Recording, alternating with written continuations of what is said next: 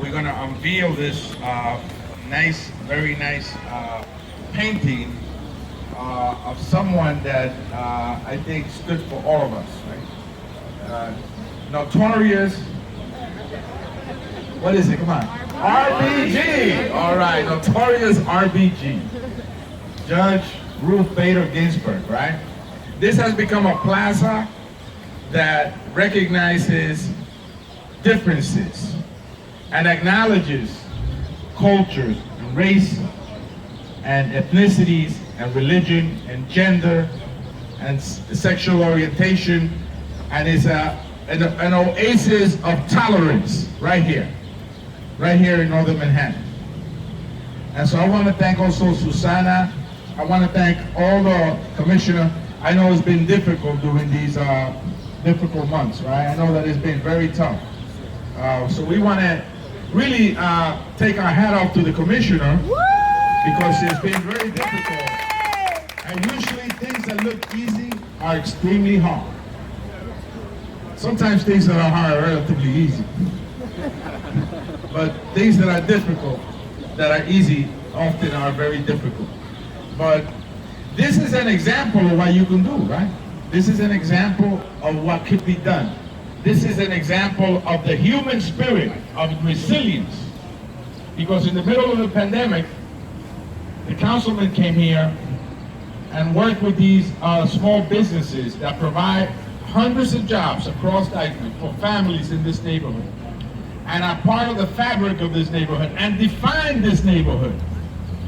Because small businesses across the city help to define those neighborhoods.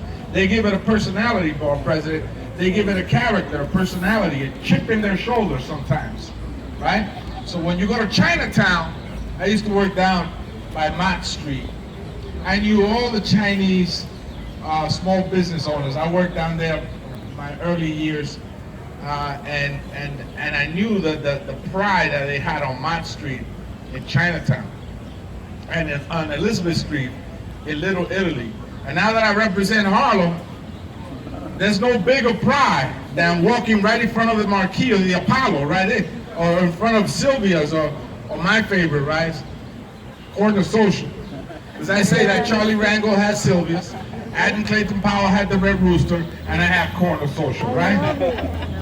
And so there's no bigger pride than that. And if you go to El Barrio and the Puerto Rican communities there, and you go to some of their establishments, there's no greater pride, and it defines that neighborhood. And if you go to the Northwest Bronx, I have an Albanian community there. You know, we have Mexicans there, we have West Africans there. By the way, West Africans do great rice and beans. A little bit spicier, you know, but I guarantee you it's very good. I see where we got it, right? I see that's where we got it, right? And so this is a plaza called Quisqueya Plaza, right, council member? Quisqueya Plaza. Quisqueya Plaza, yes. Quisqueya is the indigenous native name of what was Hispaniola and then became the Dominican Republic and Haiti.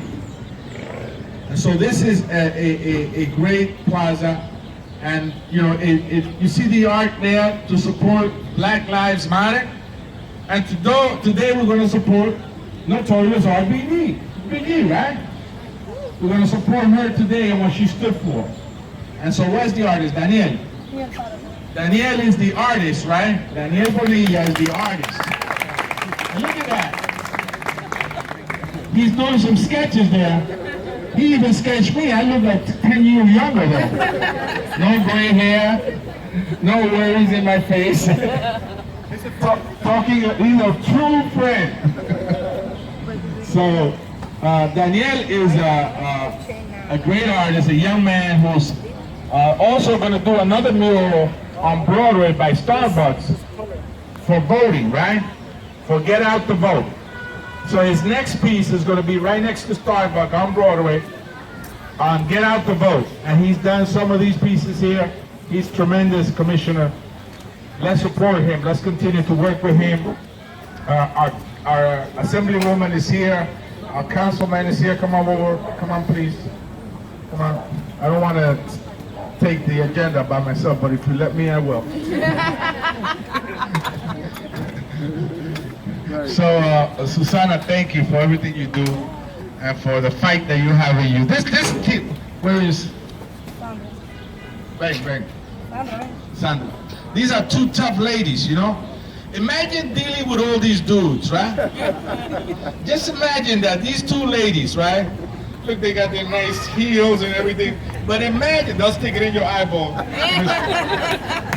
Imagine these two dealing with all these dudes here.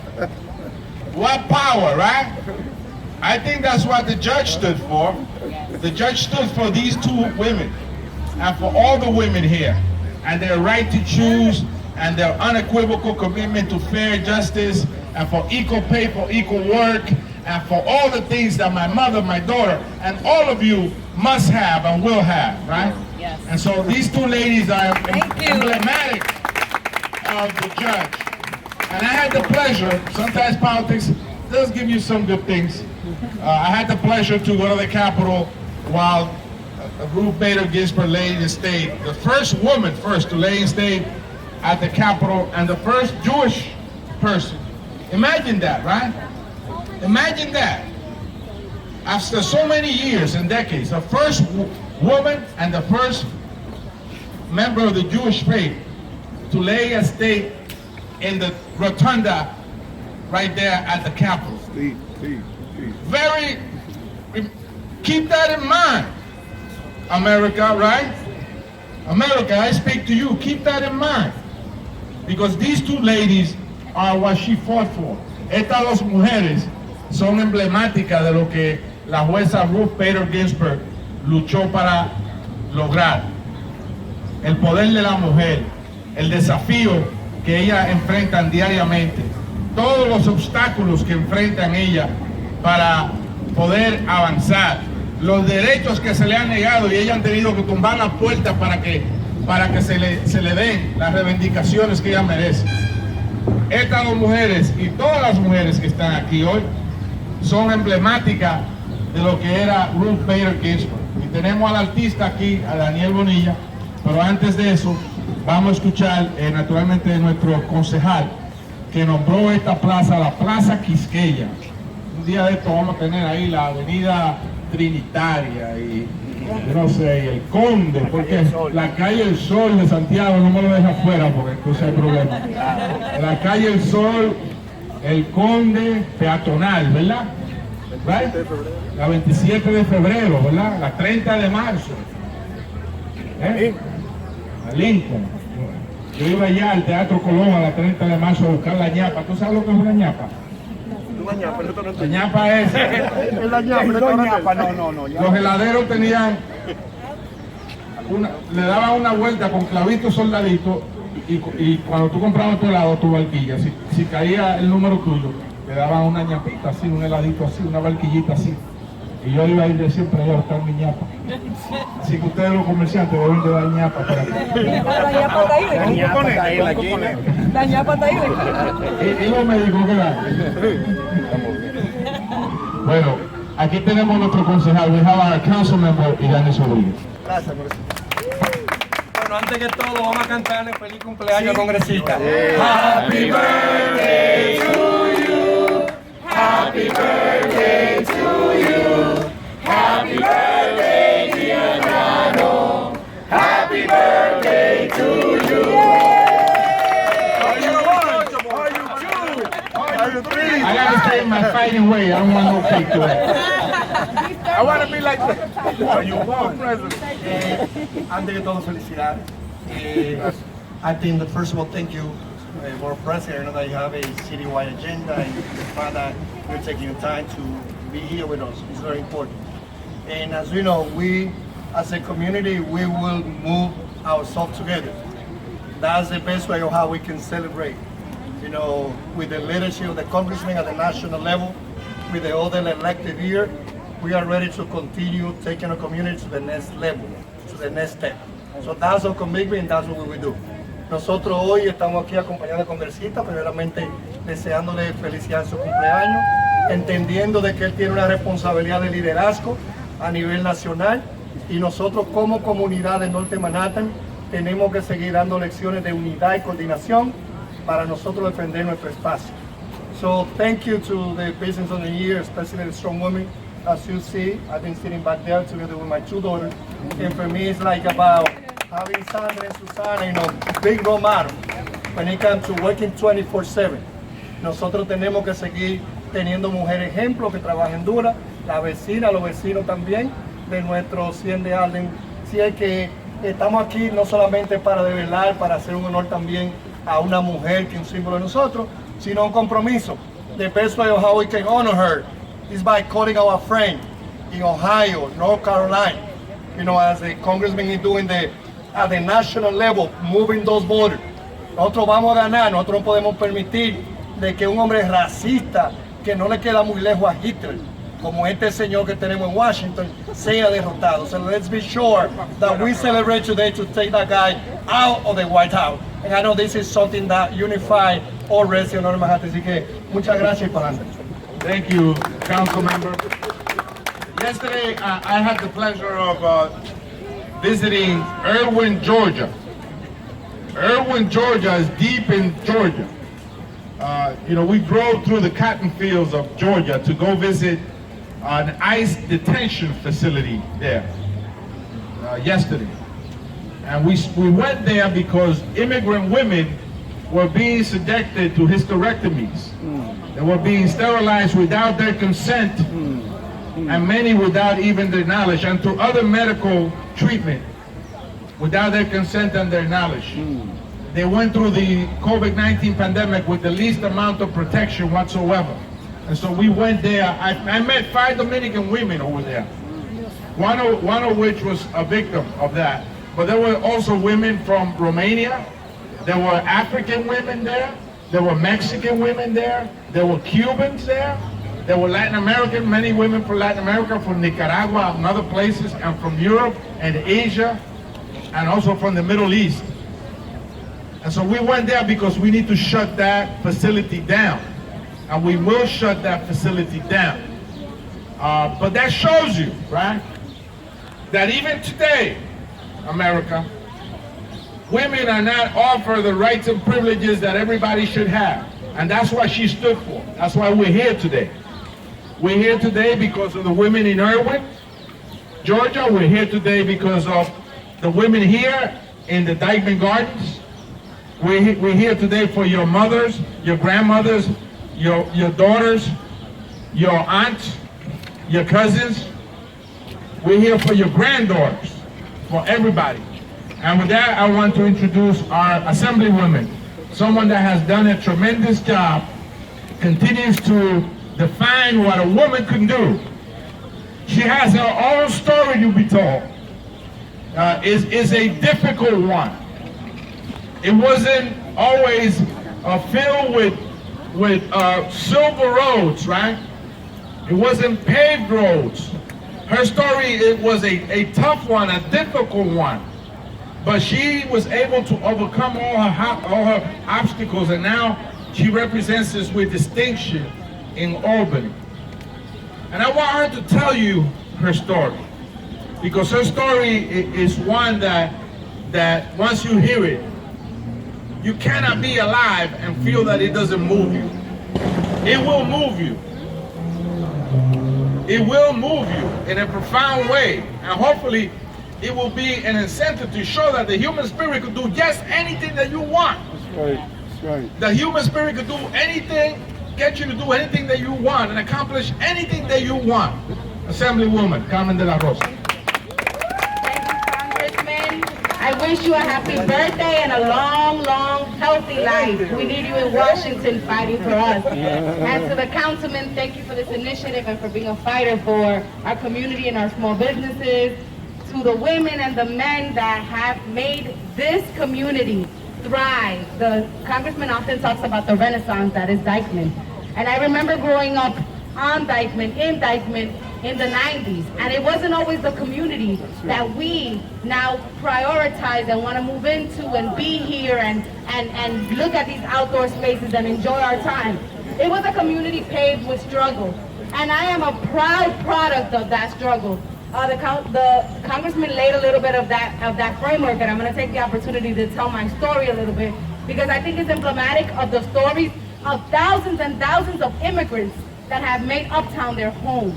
And that is what we're fighting for today. And when we honor the legacy of Ruth Bader Ginsburg, we're honoring that legacy of purpose. And so I was born in the Dominican Republic.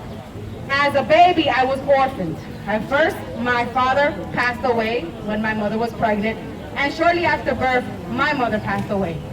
I was left to be raised by grandparents who could not raise me because they lived in poverty, absolute poverty, to the point that they made the hard decision of giving me up. And I was lucky enough and blessed enough to be adopted by two Dominican angels, I call them, who were longing for a child. They were longing to have family, they were longing, and they heard about my story, and they flew from here to the Dominican Republic, and they adopted me. And my father always tells me, on the way to the hospital, you died. You died because you were famished, you were hungry, you were starving. You fit in the palm of my hand. And he tells me this story often to remind me that there is a bigger purpose, and that sometimes we shy away from our purpose, but when we listen to the signals of the greatness that God has for you, you cannot deny your purpose, neither in your community, nor in society, nor life. And that is the purpose that we, all of us who have built this community, walk in. My parents came to this country with a new baby in tow. My father opened up a grocery store in the Bronx because he believed in the entrepreneurial spirit that he and his brothers could lift a store. While the Bronx was in dire straits, he carried on that business until he no longer could, because they were finally stuck up one night, put in a freezer where he was there for hours, and he said, I can no longer risk my life. And he decided to leave the grocery store business, but continued to work. My mother was a home attendant for my entire life. She retired when I was elected to the New York State Assembly, worked every day of her life. And I remember growing up and knowing that although I didn't have a lot of material wealth, my richness came in the form of this community. This community that watched me walk to school and made sure that I got home safe at night. They said, don't mess with her. Don't mess with her. She needs to get home. Her parents are waiting for her. And there my mother was, looking out the window, waiting for me to get home in order to go do the second shift at one of her patients' house. And that is the story of thousands and thousands of young people who have grown up right here with me in Upper Manhattan. The story of ensuring that our obstacles are never an excuse to not perform. When people say, you're so young, what are you doing in politics? I say, do I have any other choice than to be present for the people of my community? And it is with that pride that I've held in my heart, I think, some of the core structures that RBG brought to the floor. And it is the belief that, number one, when you have purpose, you walk in that purpose. And number two, that women, as women, we are not the weaker sex. We are not different than any other person who walks in this earth. But we walk with a purpose. And Charlie Chisholm said that when they don't allow you to sit at the decision-making table, you pull up a folding chair and you set your own table. Women in society need to be given our place, not only in politics, but in the world of business, in academia, in law, and in every aspect where community moves, there a woman deserves to be. So it's an honor for me to honor not only the women, but all of those women that came before us to set a path so that we could continue to walk and so our businesses could be successful. And we do that work in the memory of pioneers like RBG, who we will unveil here today, so that she can know that her struggle and her fight for equality did not die with her, that it lives in the purpose of each of us. So thank you for having me here. Es un honor, un placer estar aquí. Siempre lo apoyaré, siempre apoyaré esta iniciativa y sé que el legado de caminar en nuestro propósito solamente comienza. Así que gracias. Thank you, Carmen. A great story, an American story. That's right, that's right. Deeply rooted in the fabric of our nation. And now I want to introduce somebody that's come from another borough. Well, he's allowed. He paid his toll. He paid his toll.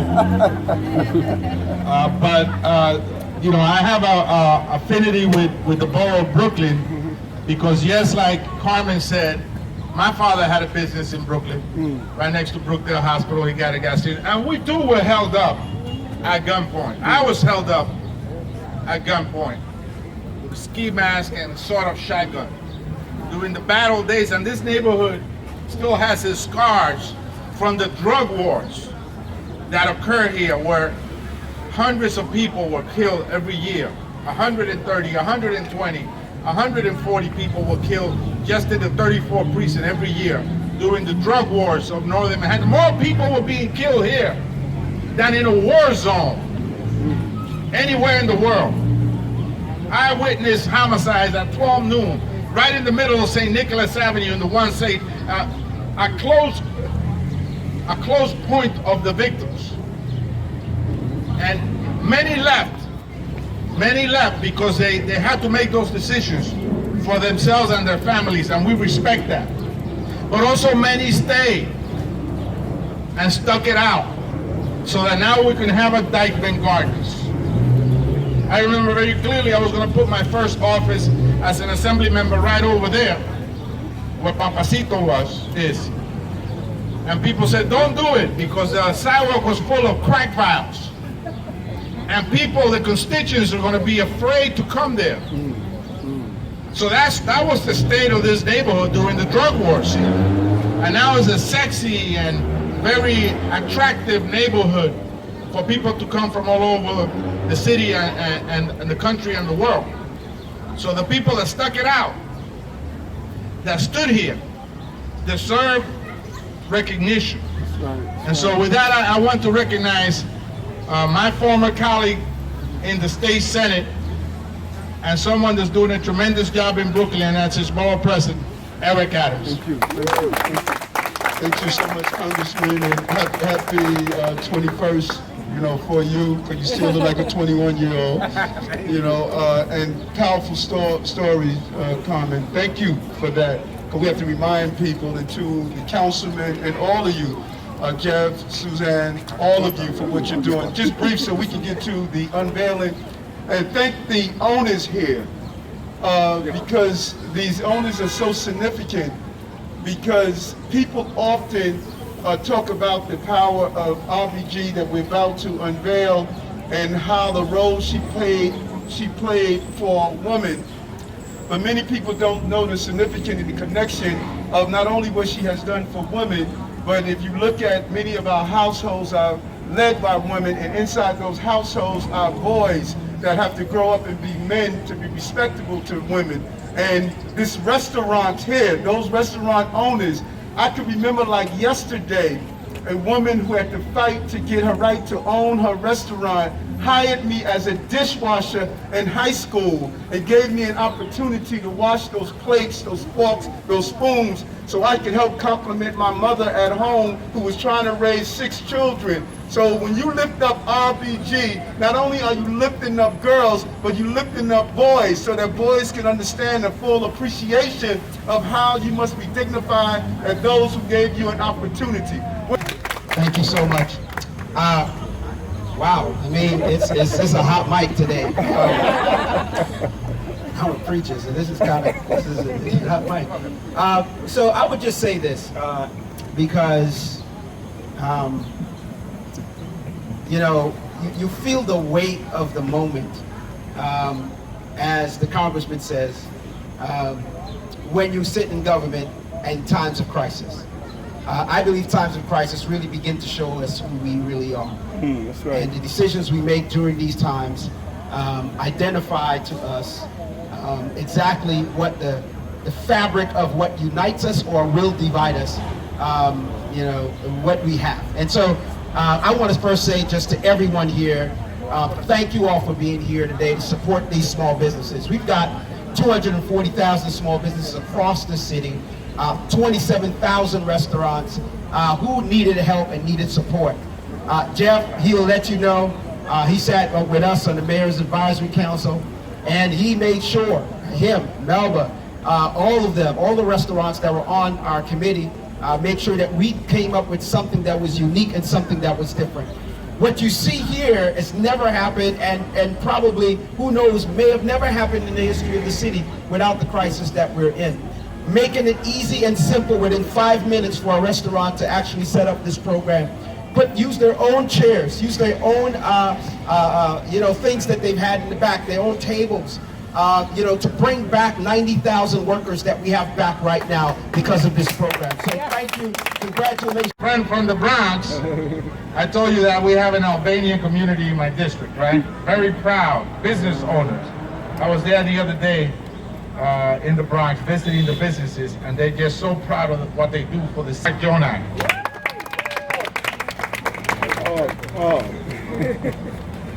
You leave it to the Bronx to clean up, right? The last one is always from the Bronx, and we get to do the real hard work for everybody else. But that's only because the rest of them paved with asphalt so the Bronx can coast. I want to thank the congressman, and I want to wish him many, many more happy, healthy, wonderful birthdays.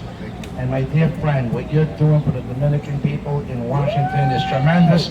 Anything Dominican belongs at this day here. It starts here, ends here. I let you feed the rest. You talked about so much. I want to thank the commissioner for his hard work. And it's not easy when we talk about small business. We all have our stories. My parents immigrated here through Catholic charities. Didn't know the language, didn't know the culture. The only thing they brought with them was the willingness to work hard and the hopes that there'd be a better future for their children. They left everything not knowing where they're going. When I look at my people today, which are no different than any other ethnicity, they're still immigrating to this country looking for hopes and dreams for their next generation. And the door isn't as open as it once was. As a matter of fact, that door is not only closed to many ethnicities and people around the world, but they've locked it shut. And it's up to the leaders that are here today and in Washington to make sure that that door remains open for all immigrants looking for a brighter future in this great country of ours. Hear from the artist.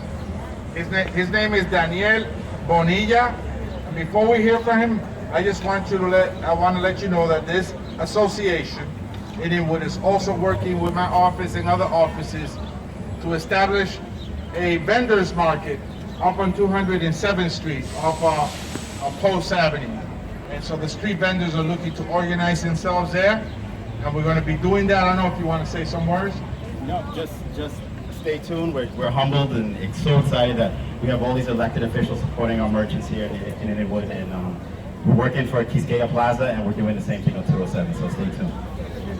Thank you. Now we're going to give it to the head honcho here, la presidenta, Susana Osorio. Por eso yo los quiero a usted por el respeto que siempre nos da. Señores, miren, nosotros, Diamond Garden, queremos darle las gracias a una familia muy especial, a un grupo muy especial, que somos Hair Care, quien del primer momento que yo le pedí ayuda, le voy a thank you so much for everything what you have done, and I know that this relationship that we have with you is going to be a long process. Thank you so much. Becky, por favor. Él es Dr. Talat Jr. His father is not here today. He's going to explain why. English or Spanish? English. Okay. It's better for me. So my dad is 100% Dominican from Santiago, and him and my mom they came about 30 years ago to the country, and then I was born. My sister was born, and he came with very minimal amount to survive. He was a doctor over there. Came here trying to become a doctor here, and luckily, thank God, he got a good position. But he never forgot where he came from. He was a poor man in Santiago. He would commute to Santo Domingo, a la UNFO, to study medicine every day, and he would clean shoes to try to get the snacks and the food that he could during the breaks that he had. And when he came to this country, he wanted to make sure that the entire community received a little bit of him, because he knew that for him to succeed in life, he has to give his life to other people's lives. So he tries to devote himself every day, and he wanted to be here. He has a family issue that's going on in Florida right now. But I think I've been coming to Dyckman, eating here for many years, and it was an immediate thought, a pleasure to help when that call came, you know, because if we don't share what we have and no one shares what they have, you know, life itself it's gonna be very monotone, and we all need to succeed and move up together. Now witnessed this masterpiece, and we would like for the artist Daniel Bonilla to share some words with us. Hi. I don't have much to say, but thank you for giving me the opportunity to let me paint this. On top of that, it's gonna make the street look beautiful. We painted a lot of other murals out over here. We're gonna paint another one by Dyckman on Broadway next to Starbucks, next to the A train. If you want more information on that, you can check out my Instagram, ArtmanDan. And we also have a GoFundMe, so whoever is able to share that, it's called Go Vote Mural. But on top of that, just thanks for Susana, for everyone out over here. A lot of names that gave me the opportunity to create and time to show the art, because there's people back there that want to see it. So thank you. Okay, he did this like in a few days, a couple of days. So he's Hours. He started yesterday at 1 p.m. All right, so why don't we now let's take the clips off and let's unveil this. Say, okay, let's do the count. 1, 2, 3. We're a nation made strong by people like you. That's what it says right here. We're a nation made strong by people like you. Rest in power, notorious RBG.